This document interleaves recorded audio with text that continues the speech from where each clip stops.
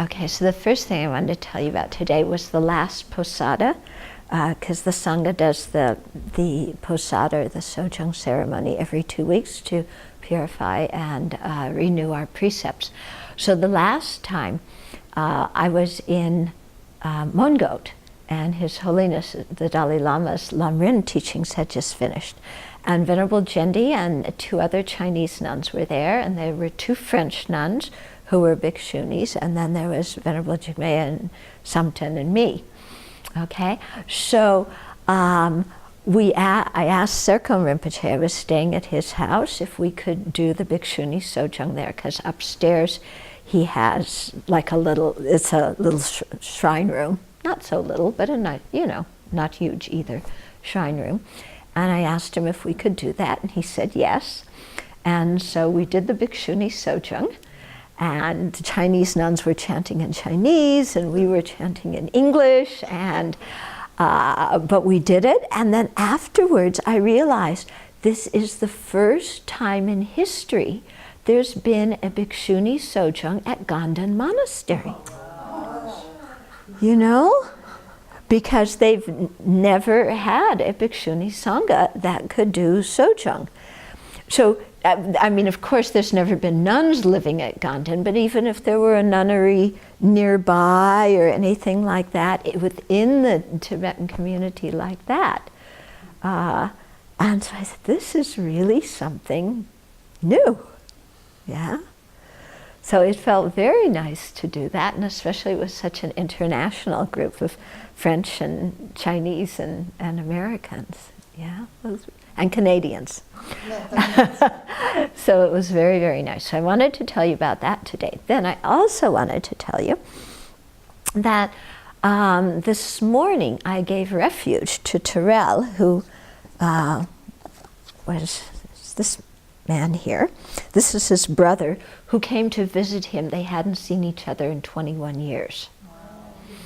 But they took this picture at that time. So I've been writing to Terrell for I don't know how many years, long time, okay?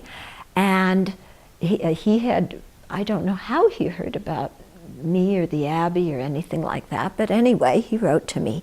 At the time when he first wrote, he was in a level 5 prison in Michigan. Level 5 means it's the worst of the worst.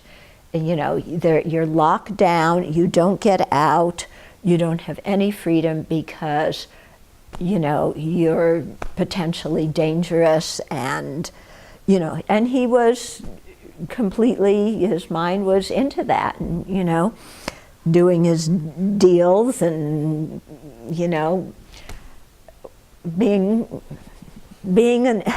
a level 5 inmate, you know, and being really angry about the whole thing. And so we started writing, and I sent him Dharma materials, and I also put him in touch with a few other people. So he's been writing to Tom Kelly, Sandru's dad, and then in later years, there was somebody else in Michigan who went to talk to him and a few other Buddhists, and then Guy was able to go at one time. And so over the years, he's been practicing, and slowly he has earned his way from a level 5 prison, which is the supermax, to then level 4, level 3, level 2, and now he's at a level 1 prison. So this is like remarkable. And so I asked him today kind of what instigated that. And he said, basically, he said, I was tired of suffering. You know, I was tired of suffering. I was tired of doing what I was doing. And he began to see that it was his own actions, his own mind, that was getting him into this perpetual conflict with the environment. And then, of course, if you're in conflict with the environment, especially in a prison, then it's going to be double worse on you, because the people mirror back what you're giving to them. So he said he got tired of doing that, and he realized he needed to change. And he said a few times in our conversation, but it hasn't been easy. said, a few times. It hasn't been easy. And I said, well, yeah, you're breaking old habits, you know, and steering your mind in a new direction, and it's not easy. Yeah, but he kept going. And I said, okay, how was it that you know, kept going in this? And he said, I owe a lot to all of you who are on the outside, you know, to you and Tom and Guy and Bob Brown and all these other people, because he said, I didn't know any of you, and yet you kept reaching out and helping me. And I figured, wow, here are people who don't even know me who are helping me. I have to give them my best foot forward. And I thought, wow, you know, because he appreciated the help he was getting, and instead of just, you know, wanting more and whining and whatever, he said, I'm receiving, he said, I have to give them my best foot forward. I have to try. Yeah. And so he's been trying, and look where he's at right now. It's really remarkable. Because he used to get one ticket after another ticket. He was always writing me from the hole. And today he said that he's been getting some good days, which will off-place the tickets that he got years ago. So Zopa's been working very hard to get this arranged, because whenever you have to do a refuge precept ceremony over the phone, you have to jump through a lot of hoops in the prison system. You know, it's not easy to do. So she said it was 2 letters and I don't know how many phone calls. You know, and we have to go through this every time I do a refuge ceremony in prison, because you have to keep calling them back again and again and again. And the chaplain is very Christian, and so he was going, what's going on here, and who are you people, and whatever. But eventually, you know, they worked it out. So she called him this morning when she got through, then put me on the phone, and I made sure I talked to the chaplain at the beginning and also at the end. And I really thanked him sincerely from my heart for what he was doing and the opportunity he was giving Terrell. And at the end of the conversation, he said, Terrell is responsible, and this is going to make a difference with all the other men he interacts with. Because Terrell is now acting, he goes in and he helps in some of the self-help groups. And he takes every self-help group, he joins every self-help group he can join.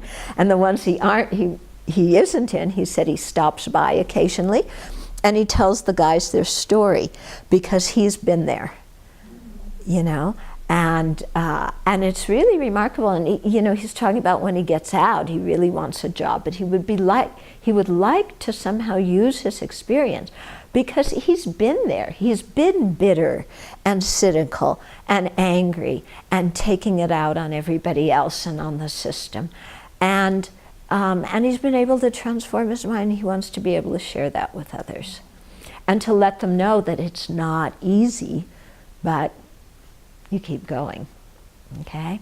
And so he took all 5 precepts, including the one about intoxicants, and he said, I think that one won't be too difficult for me now, because when I think about my life, and my being in prison is due to my intoxicant use.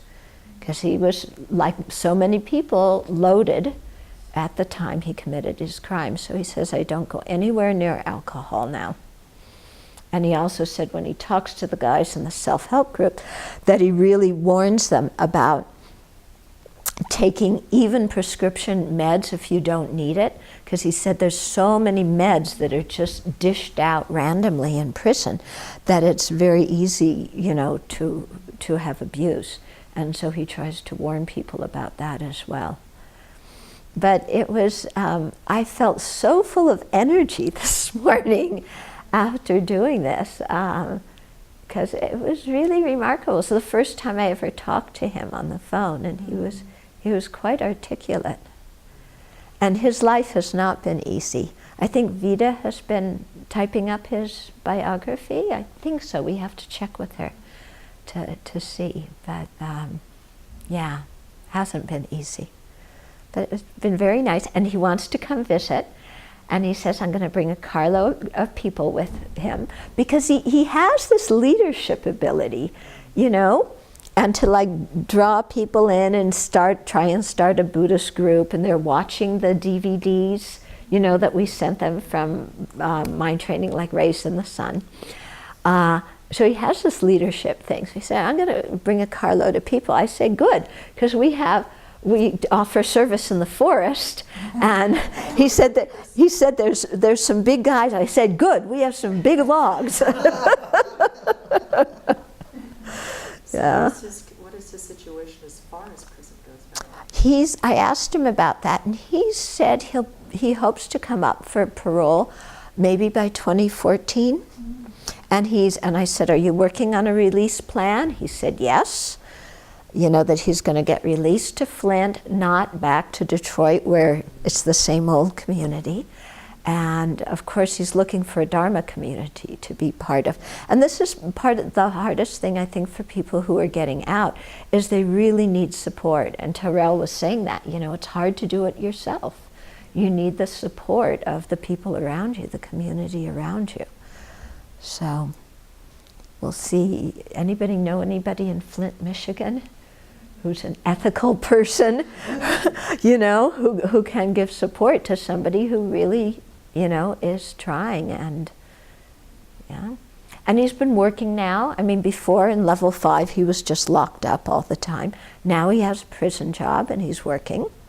So he's doing well, you know. So I said, you can ask your supervisor to give you a recommendation when you leave.